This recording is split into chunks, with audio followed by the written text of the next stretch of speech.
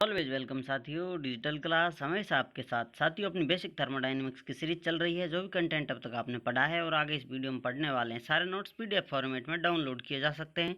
जिस तरह से strength of material series complete हो चुकी है, fluid mechanics and machines complete हो चुकी है, सारे नोट्स पीडीएफ फॉर्मेट में अवेलेबल हैं। इन नोट्सों का इस्तेमाल आप बेसिक लेवल से गेट लेवल एग्जामिनेशन तक कर सकते हैं।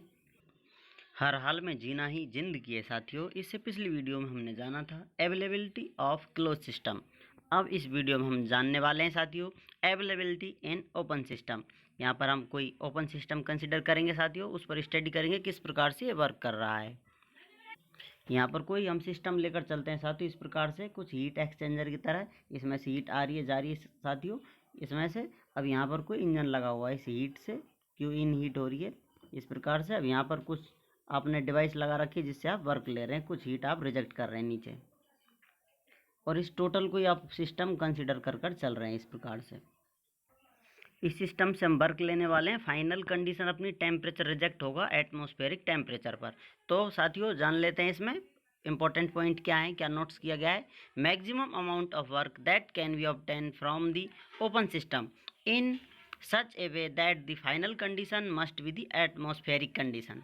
अब इसके लिए हम स्टडी करेंगे साथियों यूनिवर्स एंट्रोपी वाला लॉ लगा सकते हैं, या कहें आप सेकंड लॉ ऑफ थर्मोडायनेमिक्स लगाएंगे साथियों। सिस्टम के एंट्रोपी में चेंज प्लस सराउंडिंग के एंट्रोपी में चेंज इज इक्वल टू 0 होता है। अब इसको इधर ले आएंगे साथियों तो ये माइनस हो जाएगा एंट्रोपी चेंज सराउंडिंग का।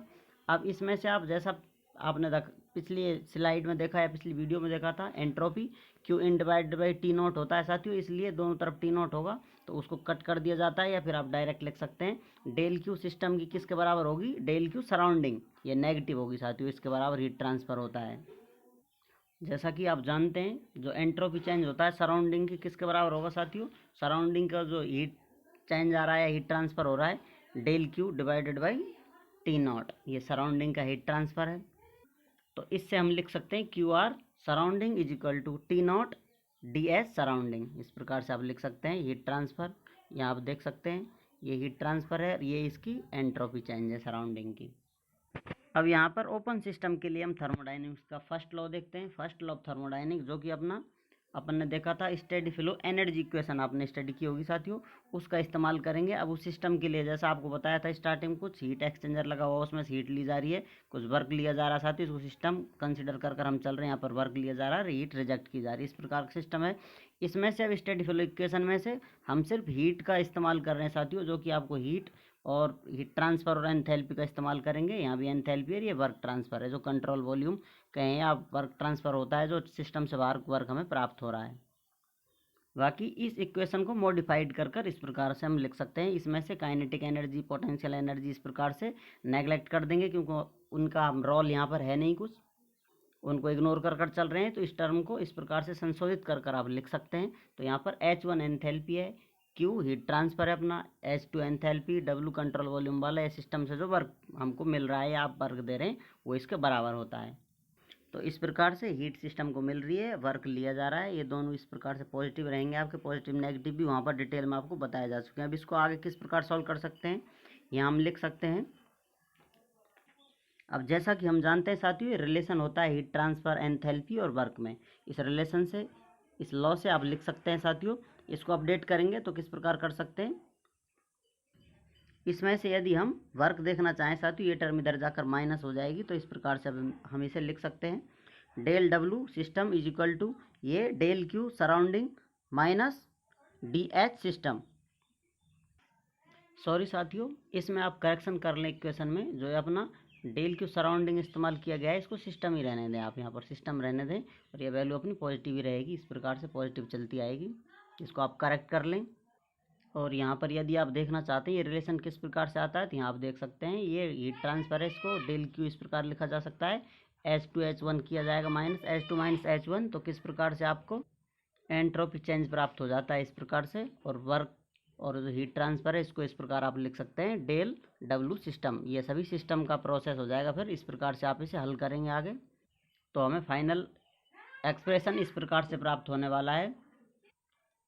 डेल डब्लू सिस्टम के लिए है, टी नॉट डी एस ये भी सिस्टम के लिए है, माइनस डी एच ये भी सिस्टम के लिए। अब इसका आप इंटीग्रेशन कर देंगे फर्स्ट प्रोसेस से सेकंड प्रोसेस के लिए, तो आपको क्या वैल्यू मिलेगी साथियों, इस प्रकार से आप इसका इंटीग्रेशन करेंगे तो यहाँ पर मैक्सिमम वर्क आपको प्राप्त हो जाएगा, क्योंकि ये डेल डब्ल्यू है। इसका इंटीग्रेशन करने पर आप डब्ल्यू निकाल लेंगे, जो कि डेल डब्ल्यू आपको मैक्सिमम प्राप्त होगा। इसी के साथ आप एंट्रोपी देखना चाहें, इस टर्म को आप सॉल्व करेंगे तो किस प्रकार लिख सकते हैं साथियों, यहाँ पर टी ए कॉन्स्टेंट टेम्परेचर है, बाहर आ जाएगा। इसका आप इंटीग्रेशन करेंगे तो S2 माइनस S1 होता है, लेकिन यहाँ पर S1 माइनस S2 कर लिया है, इसलिए नेगेटिव साइन को कॉमन ले लिया है। इसको आप अंदर ले जाएंगे तो यही सेम इंटीग्रेशन हमको प्राप्त होता है। इसे हम इस प्रकार लिख रहे हैं यहाँ पर। तो इस प्रकार आप देखें और इसको सॉल्व करेंगे तो आपको माइनस ये साइन है इसमें है साथियों, तो इसका इंटीग्रेशन H2 माइनस H1 प्राप्त होता है। अब ये ऐसा क्यों किया जा रहा है इसके साथ, इसको आप यहाँ देखेंगे। हमें ये फॉर्मेट चाहिए था, इसलिए सेम फॉर्मेट H1 और H2 आगे मिल जाएंगे आपको, बाद में S1 S2 प्राप्त होते हैं। इसलिए इसको आप इन दोनों टर्मों को किस प्रकार से आप लिख सकते हैं, यहाँ पर आप लिख सकते हैं H1, ये वैल्यू नेगेटिव है, ये अंदर नेगेटिव है, इससे मल्टीप्लाई होकर पॉजिटिव हो जाती है। तो इस प्रकार से H1 माइनस T0 S1, ये माइनस इससे मल्टीप्लाई होगा, T0 S1 प्राप्त होगा साथियों। एक टर्म ये प्राप्त होती है। दूसरी टर्म किस प्रकार से, ये S2 है साथियों, माइनस वाली S2 प्राप्त हुई है आपको। अब इसके साथ यहाँ आप देख रहे हैं T0 S2 ये पॉजिटिव हो जाएगी नेगेटिव से नेगेटिव, लेकिन ये साइन नेगेटिव है तो फिर ये नेगेटिव इधर नेगेटिव कर लिया साथियों, ये मल्टीप्लाई होकर पॉजिटिव हो जाता है। तो इस टर्म को करेक्शन या मॉडिफाई फॉर्मेट में हम इस प्रकार लिख सकते हैं। आप ट्राई कर देखें, आपको लग रहा है कुछ कन्फ्यूजन है इसमें, सॉल्व कर देख सकते हैं। अब इसको हम psi1 नाम दे देते हैं, इसको psi2 नाम दे देते हैं। अब जो ये वर्क हमें प्राप्त हुआ है साथियों, ये मैक्सिमम या यूजफुल वर्क होगा, क्योंकि जो सिस्टम हम स्टडी कर रहे थे साथियों, उसमें से आप कहीं भी बाउंड्री ले सकते हैं साथियों। इस प्रकार से कुछ ज़्यादा एरिया कवर कर सकते हैं, कुछ कम कवर कर सकते हैं, क्योंकि जो इमेजनरी बाउंड्री है अपनी, इनको आप आगे पीछे कर सकते हैं। इनमें हीट लॉस भी नहीं होता है, जैसा कि क्लोज सिस्टम में फ्रिक्शन, हीट लॉस, ये सारे कंसिडर करते हुए चलते हैं। ओपन सिस्टम के लिए उन सबको इग्नोर कर सकते हैं हम, इसलिए डायरेक्ट इसी वर्क को आप यूजफुल या मैक्सिमम वर्क बोल सकते हैं। अब आप देख सकते हैं साथियों यहाँ पर where psi is availability function for the open system, यहाँ पर इन दोनों को आप साई बोल सकते हैं साथियों। सेम फॉर्मेट है, सिमिलर फॉर्मेट है, इसलिए साई किसके बराबर होगा, एंथैल्पी माइनस T0 और एंट्रोपी जो मल्टीप्लाई हो रहा है, इस टर्म को आप साई बोलेंगे, साई बोल सकते हैं, अवेलेबिलिटी फंक्शन बोल सकते हैं फॉर ओपन सिस्टम। आप इसको साई फॉर्मेट में यूजफुल वर्क को किस प्रकार एक्सप्रेस कर सकते हैं, psi1, इस फॉर्मेट को psi1 बोलेंगे, इसको psi1 minus psi2। No real boundaries और लॉसेज हैं कंसिडर करते हुए नहीं चल रहे हैं, इसलिए अपना जो ये वर्क है यूजफुल वर्क कहला रहा है, इसी का डायरेक्ट इस्तेमाल कर सकते हैं।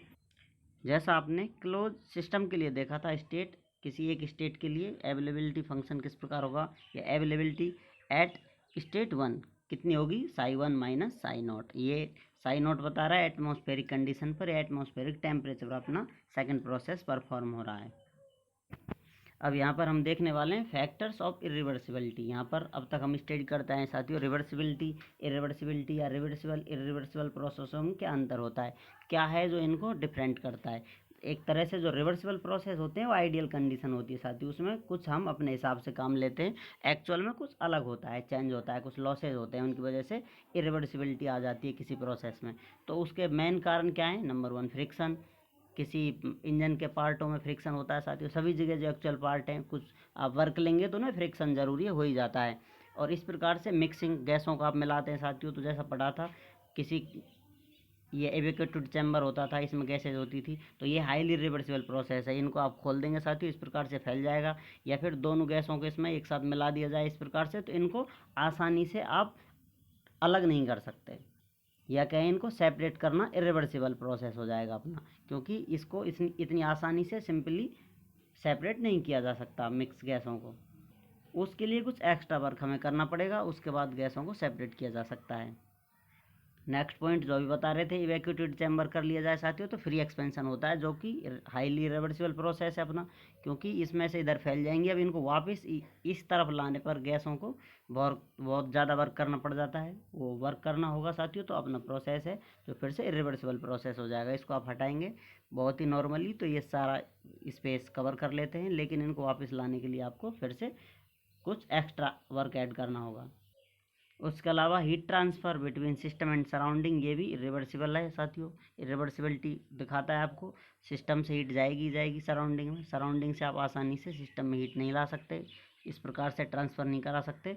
और 5th नंबर पर हिस्टेरिसिस लॉसेज, इस प्रकार से लॉस को कंसिडर करते हुए चलेंगे आपको तो पता चल जाएगा रिवर्सिबिलिटी और इरिवर्सिबिलिटी में क्यों और किस प्रकार से अंतर होता है, क्यों इन्हें अलग डिफरेंट तरीके से पढ़ा जाता है। अब यहाँ पर साथियों एक्सटर्नल इरिवर्सिबिलिटी कहलाते हैं जो ये प्रोसेस है, इनमें से ये 5th में से सिर्फ 4 है जो इरिवर्सिबल है, एक्सटर्नल इरिवर्सिबिलिटी कहलाता है। बाकी ये 4 हैं इंटरनल इरिवर्सिबिलिटी के नाम से कंसिडर किए जाते हैं या स्टडी किए जाते हैं। उम्मीद करते हैं साथियों वीडियो में दी गई जानकारी आपको अच्छे से समझ में आई होगी। अभी भी आपका कोई कन्फ्यूज़न है तो आप हमसे कमेंट कर पूछ सकते हैं, आप चाहें तो कांटेक्ट कर सकते हैं। कांटेक्ट लिंक आपको वीडियो डिस्क्रिप्शन में मिल जाएगी। वीडियो को अंत तक देखने के लिए, चैनल को सपोर्ट करने के लिए आपका बहुत बहुत धन्यवाद। जय हिंद, वंदे मातरम।